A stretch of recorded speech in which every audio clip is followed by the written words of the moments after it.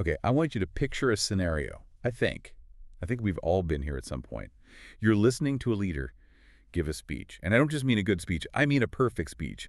They're hitting every single note, quoting the history you love, defending the institutions you care about, and the logic is just, it's ironclad. If you were reading a transcript, you'd be underlining every other sentence, thinking, yes, finally, someone gets it.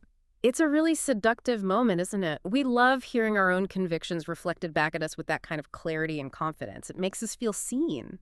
Exactly. But then you zoom out. You leave the rally or, you turn off the live stream and you look at the actual life of the person holding the microphone. You look at their private choices, their character behind closed doors, and you realize it's a total wreck. The walk just doesn't match the talk at all. It's a complete contradiction. And that is precisely the tension where things get really messy. It's that disconnect between public orthodoxy saying all the right things and personal integrity actually living them. And that is exactly where we are parking the bus today. I was digging into this character study of King Abijah this week, and honestly, it messed with my head a little bit. We usually like our heroes to be heroic and our villains to be, villainous. But Abijah, he is this walking paradox that forces us to ask, does the truth still count if a liar is the one telling it? Abijah is such a fascinating figure because he often gets skipped over. He's sandwiched between Rehoboam, who was a disaster, right, and Uzziah, who was a big reformer. But Abijah, he represents this very specific, very modern problem, the leader who uses theology as a weapon. Okay, so let's set the stage. Yeah. We're in the divided kingdom era. We don't need to rehash the entire history for you guys. You know the drill. Israel's in the north under Jeroboam. Judah's in the south under Abijah. They're technically brothers, but they hate each other. It's a civil war, really, or at least a Cold War that suddenly turned very, very hot. The text in 2 Chronicles 13 sets a massive stage. You have hundreds of thousands of troops ready for battle. But before a single arrow flies, Abijah does something interesting. He climbs up Mount Zemarium, which is actually in enemy territory, by the way, and he starts preaching. And this isn't just trash talk. I read through this speech, and it is a masterpiece of legal and theological argument.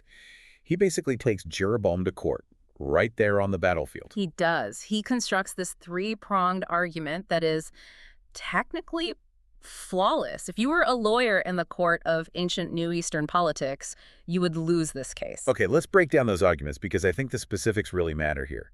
The first thing he hits them with is the covenant of salt. Right. He doesn't just say God likes us better. He appeals to the Brit Milach, the covenant of salt. Now, for us, salt is just, something you put on fries.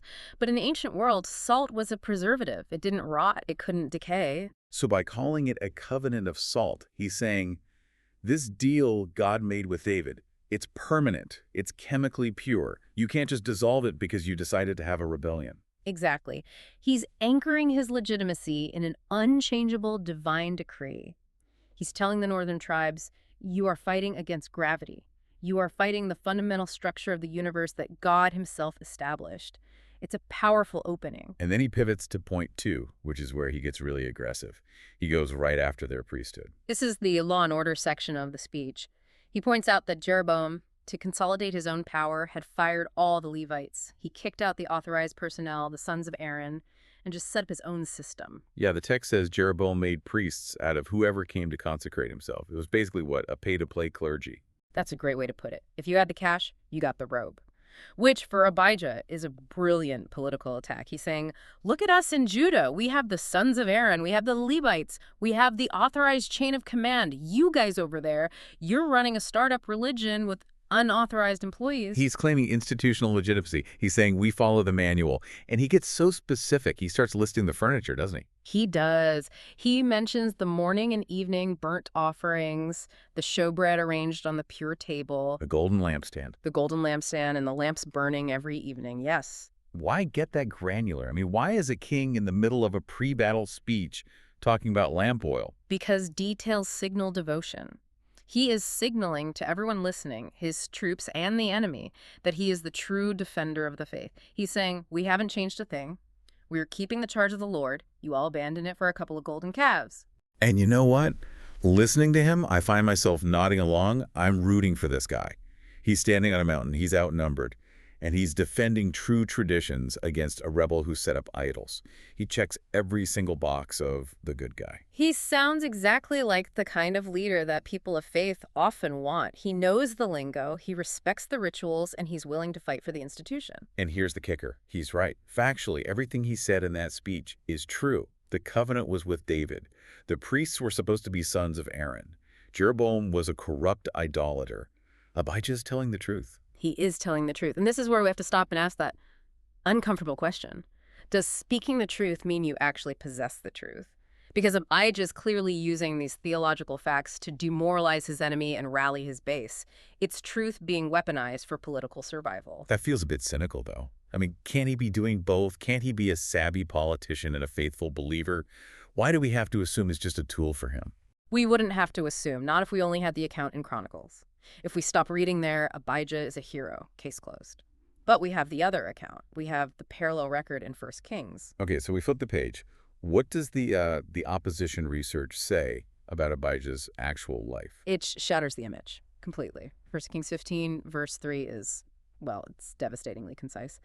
It says, he walked in all the sins that his father did before him, and his heart was not fully true to the Lord his God, as the heart of David his father. All the sins of his father. And his father was Rehoboam, so not a great role model. But do we know specifics? What does that actually look like for Abijah? Well, we know the context of his court. His mother was Maacah. She's a pivotal figure. She was the queen mother, and she had built what the text calls a horrible image for Asherah. She was deeply involved in idolatry. Wait, pause. So the guy's standing on Mount Zimmerim giving a lecture about the golden lampstand and the pure table, has a mother back at the palace worshiping an Asherah pole, and he's okay with that. He's more than okay with it. He's participating in the culture of it. He tolerated the high places. He let the spiritual rot just fester in his own home. There is zero evidence in Kings that he made any attempt to clean up worship in Judah. Wow, that's bold. To stand up and scream, "We keep the charge of the Lord," while your family is running an idol shop in the backyard, that is next-level compartmentalization. It is the definition of hypocrisy, but I think it's also something a bit more subtle. It's the belief that public orthodoxy, getting the rituals right, saying the right creeds, it can be a substitute for personal integrity. Yeah. Abijah seems to think that as long as the temple is running on schedule, it doesn't really matter where his heart is. It's like he sees religion as a utility, like the power grid. As long as the lights stay on, don't ask me how I run the company. Precisely. And that brings us to the moment of truth. Because usually in these stories, this is the part where the hypocrite gets crushed, right? Yeah. We expect the lightning bolt. We expect the battle to go horribly wrong to teach him a lesson. Right. Pride comes before a fall. He should lose because his heart isn't right. But he doesn't lose. And this is where the story gets really tense. Because while Abijah is up there giving this beautiful hypocritical speech, Jeroboam, who, let's not forget, is a seasoned military commander, he's not listening. He's moving troops. This is the part of the story that felt like a movie scene to me. Jeroboam doesn't care about the theology. He cares about tactics. Right. The text says Jeroboam sent an ambush around behind them. So suddenly Judah realizes they're trapped. The speech ends, they look around, and they are completely surrounded, front and rear. Talk about a nightmare scenario. You're outnumbered 2-1, and now you're in a pincer movement. By all military logic, Abijah and his army are dead men walking. The speech didn't save them. And this is the moment that fascinates me. Panic sets in. And what does Judah do? The text says they cried out to the Lord. And the very priests Abijah was just bragging about, they blew the trumpets. There is something so ironic about that. Abijah used the priests as a talking point, but now, in the moment of death, they're actually doing their job. They're crying out to God. And God answers. This is the shock. The text says, God struck Jeroboam and all Israel before Abijah and Judah. It's a total rout. Jeroboam never recovers from this defeat. Okay, I have to play the skeptic here. This feels wrong. It feels like Abijah is being rewarded for bad behavior. He's a compromised leader, a hypocrite. He allows idolatry, and yet God hands him the biggest military victory of the era. Why? This is the core theological question, isn't it? Why does God grant victory to a flawed leader? And the answer, I think, lies in what Abijah was pointing at. Even if he didn't embody it, it wasn't about Abijah. It was about the defended covenant. You're saying God wasn't defending Abijah the man. He was defending the promise he made to David. Exactly. Remember the covenant of salt. That wasn't about Abijah being a good guy. That was about God's promise to maintain a lamp for David in Jerusalem. God is faithful to his own word, even when the person quoting his word is well, a disaster. That's a massive distinction. The validity of the truth does not depend on the messenger. It can't. If truth only counted when it was spoken by a morally perfect person, we would have zero truth in the world. God honored the institution of the priesthood. He honored the cry of the people. He honored his covenant with David. Abijah just happened to be the beneficiary of God's faithfulness to God's own reputation. So Abijah is almost accidental in this. Oh. He's the vehicle, but not the point. I wouldn't say accidental, but he is certainly secondary. The hero of this story is God's fidelity. God saw the ambush. He saw the priests blowing the trumpets, which was an act of faith, and he acted. He saved Judah despite Abijah, not because of him. But surely Abijah didn't see it that way. I mean, if I'm him, I'm walking off that battlefield thinking, see, I told you, I'm the man. God is on my side. Oh, absolutely. And that is the danger of success.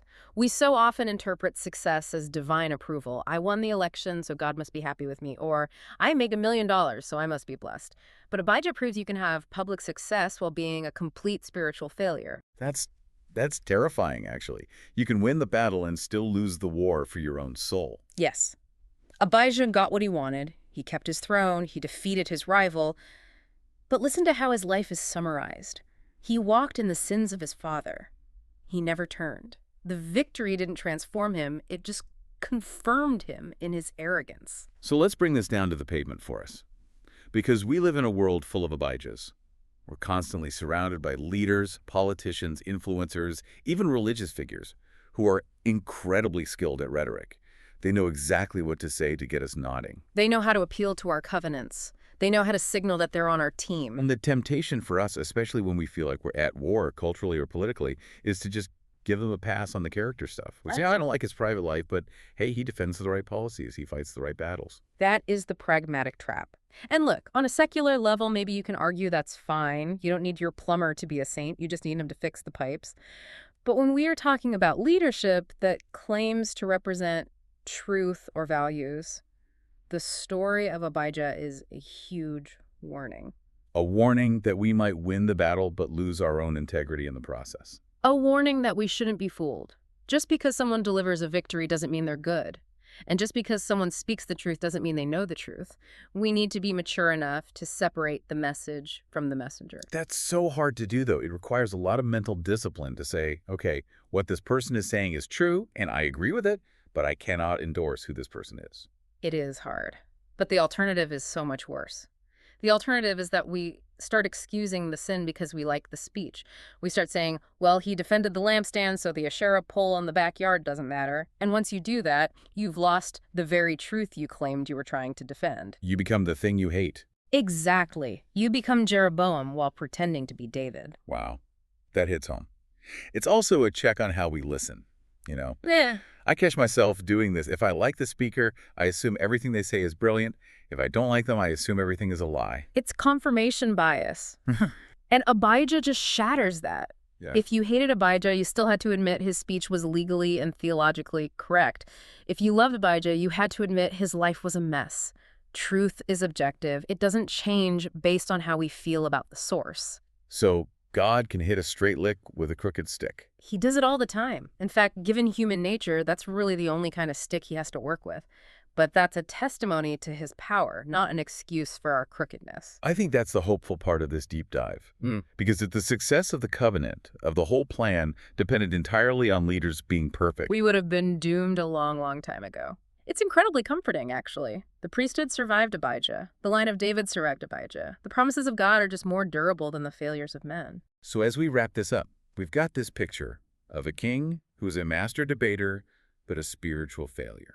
A guy who won a miraculous victory he didn't really deserve, but that his people desperately needed. A very complex portrait, and a reminder that history isn't usually black and white. It's full of people who get some things right and some things tragically wrong.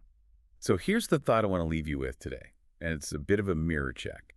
Next time you find yourself cheering for a speech or, sharing a clip of someone destroying the opposition with facts and logic, pause for a second. And ask yourself, am I in love with the truth, or am I just in love with the victory?